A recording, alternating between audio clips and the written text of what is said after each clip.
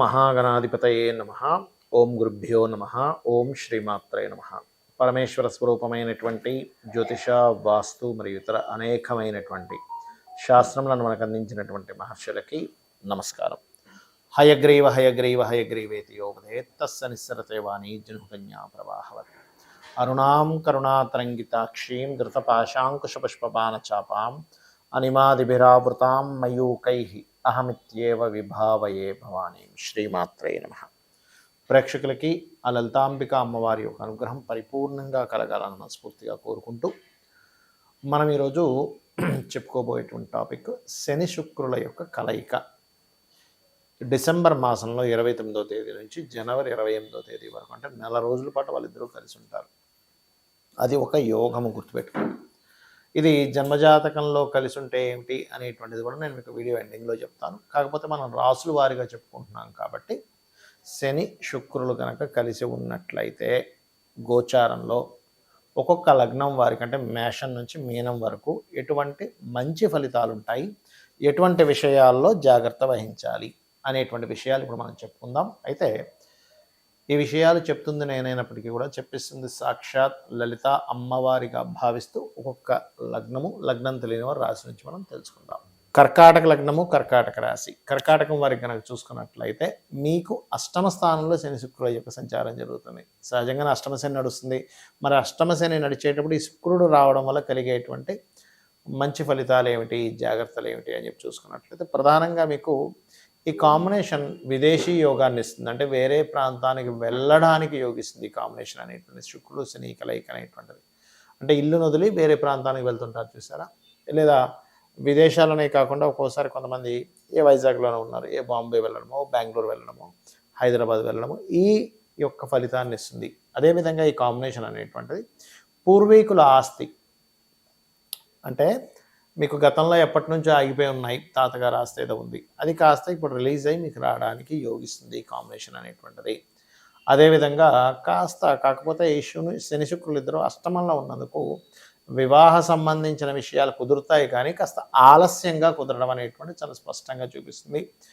మరియు real estate రంగాల వారికి, అదేవిధంగా రైతులకి చాలా చక్కగా యోగిస్తుంది కాంబినేషన్. కాకపోతే మీరు మరి జాగ్రత్త తీసుకోవాల్సిన అంశాలు ఏమిటి అని చెప్పి చూసుకున్నట్లయితే కొంచెం మానసిక చికాకులు, కుటుంబ సభ్యుల్లో తండ్రి గారితోనే తెలియని చిన్న చిన్న మిస్అండర్స్టాండింగ్స్, రాజకీయ పరంగా కొంతవరకు ఎక్కువ స్ట్రెస్ ఉండడము, మరియు సంతానం కోసం చేసేటువంటి ప్రయత్నాల్లో కాస్త మీకు స్ట్రెస్ ఎక్కువగా అవ్వడము.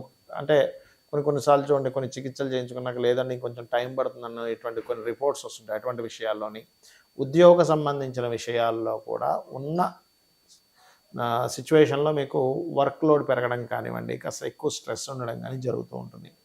ఇక మీరు చేయవలసినటువంటి దేవతా ఆరాధన ఎక్కువగా సుబ్రహ్మణ్యేశ్వర స్వామి యొక్క ఆరాధన చేయండి. మరియు దీంతోపాటు నవగ్రహాల్లో ప్రత్యేకంగా మీరు రవి, చంద్ర, గురు, కుజ గ్రహాల దగ్గర దీపారాధన చేయండి. మరియు దీంతోపాటు గోవుకి బెల్లము, గోధుమ రవ్వ తినిపించండి. అన్ని విధాలా మీకు బాగుంటుంది. శని శుక్రులు మనకి జన్మజాతకంలో కనుక ఉన్నట్లయితే గుర్తుపెట్టుకోండి, దీన్ని లక్ష్మీ యోగము అంటారు. అంటే కర్మకారకుడు ధనకారకుడితో, సహజ ధనకారకుడితో కలిసినాడు. సహజ కర్మకారకుడిని మనం సహజ ధన సప్తమకారకుడు, అంటే వివాహానికి కారకుడు అయినటువంటి శుక్రుడు సహజ కర్మ, సహజ లాభకారకుడు అయినటువంటి శనితో కలిసి ఉన్నప్పుడు ఏం జరుగుతుంది అంటే, ఎవరి జాతక చక్రంలో అయినా ఈ కాంబినేషన్ ఉన్నప్పుడు 90% ఆఫ్ పీపుల్కి, ఎందుకు 90 అంటున్నానంటే 10% ఆఫ్ పీపుల్కి ఏమవుతుందంటే అది ఒక్కొక్కసారి పాపకర్తరిలో ఉంటుంది. అంటే శని శుక్రులు కలిసి ఉన్నారండి, కానీ రెండు అటు ఇటు ఇంకొక పాపగ్రహాలు ఉన్నాయి. అంటే అలాగా రవికేతువుడు కానీ, లేకపోతే కుజుడు కేతువు కానీ, ఇలా కొన్ని పాపగ్రహాల మధ్యలో ఉన్నప్పుడు అది అంత ఫ్రూట్ఫుల్ ఇవ్వదు. 90% ఆఫ్ పీపుల్కి మాత్రమే అది ఈ పాపగ్రహాల పాపకర్తలు లేని వాళ్ళకి ఇస్తూ ఉంటుంది. అయితే దీనివల్ల ఏమిటండి ఫలితము అంటే, వీళ్ళు ఎప్పుడు నిరంతరము పనిలో ధనాన్ని పొందుతూ ఉంటారని అర్థం అన్నమాట. మరి ఏమంటే నాకు పాపకత్తెర లేదు, కానీ నాకు రావాల్సినంత నేను పొందలేకపోతున్నాను అని ఎవరైనా సరే సందేహం కలిగినట్లయితే ఇక్కడ మీరు ఒక విషయాన్ని చెక్ చేసుకోవాలి. ఏమిటది అంటే, మీ సెకండ్ లార్డ్ అంటారు, అంటే ధనాన్ని ఇచ్చే కారకుడు ఎలా ఉన్నాడు, ఆయన ఏమైనా పాపకత్తెరలో ఉన్నాడా, దాన్ని చెక్ చేసుకోవాలి.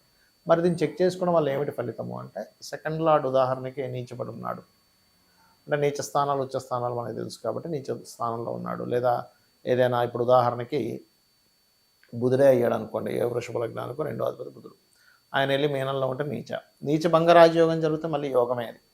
అలాగా ఎలా ఉన్నాడు అనేటువంటిది మొట్టమొదటిగా చూసుకోవాలి. రెండవది, మీరు ఉద్యోగం చేస్తున్నారా, వ్యాపారం చేస్తున్నారా, మీకు నడుస్తున్న మహాదశలు ఏమిటి? ఎప్పుడు కూడా ఒక కాంబినేషన్ ఫలించాలి అంటే మీరు చేస్తున్నటువంటి వృత్తి ఏమిటి? జాబ్ చేస్తుంటే ఓకే ఫైన్. అలా కాకుండా ఒక వ్యాపారం చేసేటప్పుడు మీకు ధనాన్ని ఇచ్చేటువంటి దాంట్లోనే మీరు వ్యాపారం చేస్తున్నారా లేదా ఈజ్ మోస్ట్ ఇంపార్టెంట్. చాలామంది ఇక్కడే రాంగ్ స్టెప్ వేస్తూ ఉంటారు. ఉదాహరణకి మీకు హోటల్ రిలేటెడ్ వాటిలో ధనయోగం ఉంది అంటే చంద్రుడు ఇస్తున్నాడు ధనయోగాన్ని, తెలియక ఏం చేస్తారు, హోటల్ పెట్టాల్సింది పోయి పెట్రోల్ బంక్స్ పెట్టుకోవడము, లేకపోతే ఇంకో సంథింగ్ స్కూల్ పెట్టుకోవడము, ఇట్లా చేస్తూ ఉంటారు. అందులో రాణించరు. కానీ మీ జన్మజాతకంలో కనుక హోటల్ ఉన్నప్పుడు హోటల్ అంటే చంద్రుడు ఇస్తున్నాడు, లేదా రవి ఇస్తున్నాడు ధనయోగాన్ని, అప్పుడు మెడికల్ రిలేటెడ్ అంటే హాస్పిటల్స్ పెట్టుకోవడము, లేకపోతే ఎనీథింగ్ మెడికల్ సర్వీసెస్. ఇందులో మళ్ళీ రెండు రకాలు ఉంటుంది. ఎలా అంటే మీకు ప్రోడక్ట్ రిలేటెడ్ సంబంధంగా వ్యాపార యోగాలు ఉన్నాయా, లేదా సర్వీస్ రిలేటెడ్గా. అంటే ఎలా అంటే ఇప్పుడు ఉదాహరణకి మెడికల్లోనే ధనయోగం అనుకుందాం కాసేపు. మెడికల్లో ధనయోగం ఉన్నప్పుడు medical shop is the product, medical related services ఇచ్చేది ఈ సర్వీస్. అంటే ఒక డాక్టర్ గారు ఉన్నారు, ఆయన చేసే సర్వీస్. కానీ మెడిసిన్స్ అమ్మేవాడు షాప్ అన్నమాట. అది మళ్ళీ ఫార్మసీ రిలేటెడ్ యోగం కూడా ఉండాలి దానికి. ఆ రకంగా మీరు ఉదాహరణకి ఇంకొక ఉదాహరణ చెప్తాను. కారు అమ్మేవాడు ప్రోడక్ట్ అమ్ముతున్నాడు, కార్కి సర్వీస్ చేసేవాడు సర్వీస్ చేస్తున్నాడు, కార్ కంటే మెకానిక్ ఉంటారు కదా, అట్లా.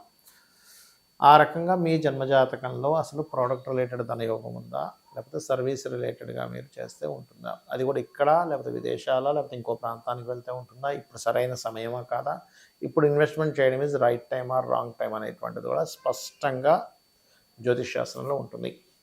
మరి ఇక్కడ ఇంకొంతమందికి ఎలా ఉంటుందంటే ఒక బిజినెస్ చేస్తుంటారు, వాళ్ళంత గొప్పగా రాణించలేకపోతుంటారు. ఎందుకంటే శని శుక్రులు ధనయోగం అని చెప్పుకున్నాం కదా, అంత గొప్పగా రావట్లేదంటే ఎక్కడో మీకు ధనాన్ని ఇచ్చే కారకుడు అంత స్ట్రెంగ్త్ఫుల్గా లేడు.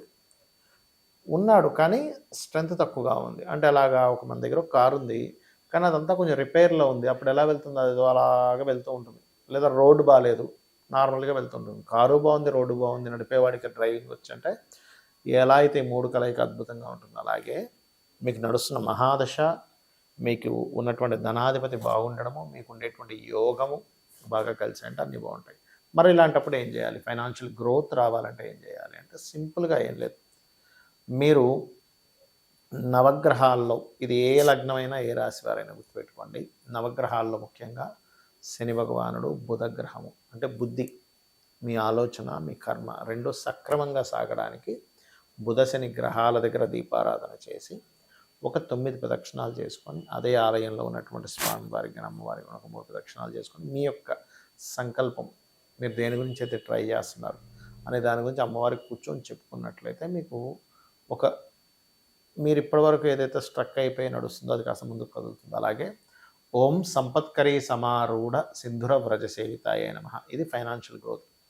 లేదండి నాకు బిజినెస్ గ్రోత్ రావాలి అని అనుకుంటే ఓం ఇంద్రగోప పరిక్షిప్త స్మరతూనా భజంగికాయై నమః అనేటువంటి నామస్మరణ చేసుకోవాలి.